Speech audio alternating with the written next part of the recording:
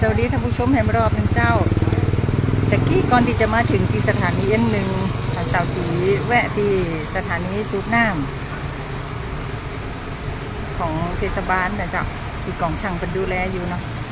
ก็มาได้ไล่ให้ท่านได้ชมนะเจ้าพอดีว่าเขามีเวลาไล่แต่ว่าถ่ายคลิปสัมภาษณ์เจ้าหน้าที่มาละแต่ตอนนี้มาที่สถานีวัดน้ำN1เจ้าท่านผู้ว่าก็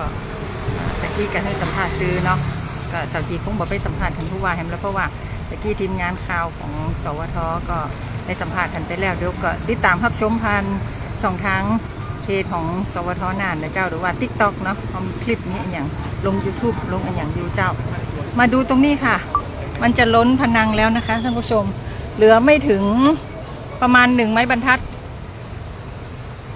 ประมาณ1 ไม้บรรทัดนะเจ้าน้ำน่านกว้างใหญ่ไพศาลดู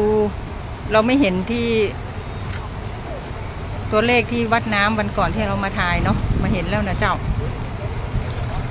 ตอนนี้น่าจะอยู่ที่กี่เมตรเนี่ย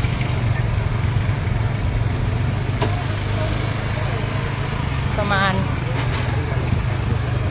8 เมตรไหมเนี่ยดูตัวเลขตรงนี้แม่ติดตรงนี้ที่เป็นประวัติเนาะแต่น้ำอยู่ประมาณ8 เมตรปลายแล้วนี่เนาะเพราะน้ำอยู่ตรงนี้เองจอตรงนี้เองเจ้าท่านผู้ชม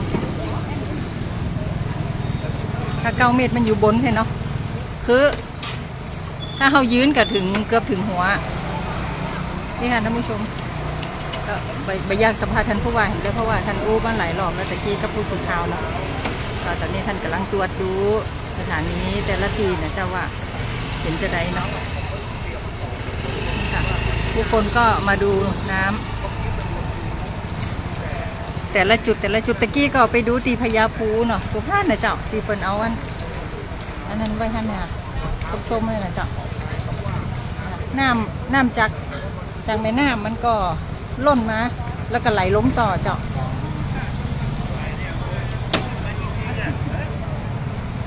ทุกคนก็ให้ความสนใจนะส่วนจุดอื่นๆยังไม่ได้ไปกายได้พอเดือนนะเจ้าก็ได้3แต่ไม่มีคนที่อยู่ไกลเนาะก็สามารถที่จะมาดูได้ก็อยู่นี่เกือบจะล้นพนังแล้วนะคะคือถ้ามีพนังนี่กระคงเข้าท่วมอ่ะใจก็เจ้าดูสะพานพัฒนาภาคเหนือฝั่งทางโน้นเป็นไงบ้างก็ไม่รู้เนี่ยโอ้น้ำไหลเร็วและแรงมากดูขยะแล้วท่านผู้ชมเจ้า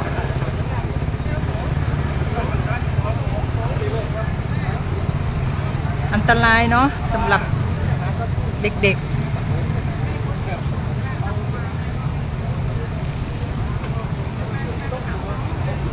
ก็รายงานแต่เพียงเท่านี้เนาะฝนกระตกปล่อยๆอยู่นะเจ้าพื้นที่ที่ท่านอยู่ตกก็อยู่ไกลก็เจ้าดูบนฟ้าค่ะยังมืดฝนอยู่เลยแต่ท่านผู้ว่าบอกว่าวันพุธน่าจะดีขึ้นอีกนะสถานการณ์นะเหมือนว่าพายุ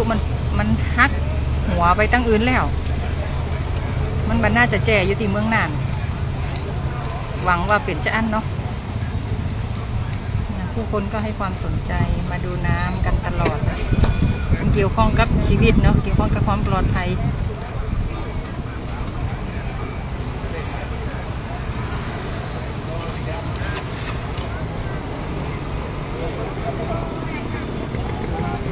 ประมาณไม้บรรทัดนะคะ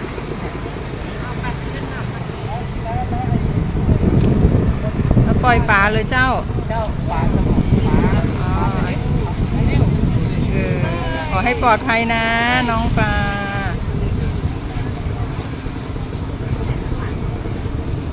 รายงานให้ได้ชมแต่เพียงเท่านี้เนาะเดี๋ยวเราอยู่ใกล้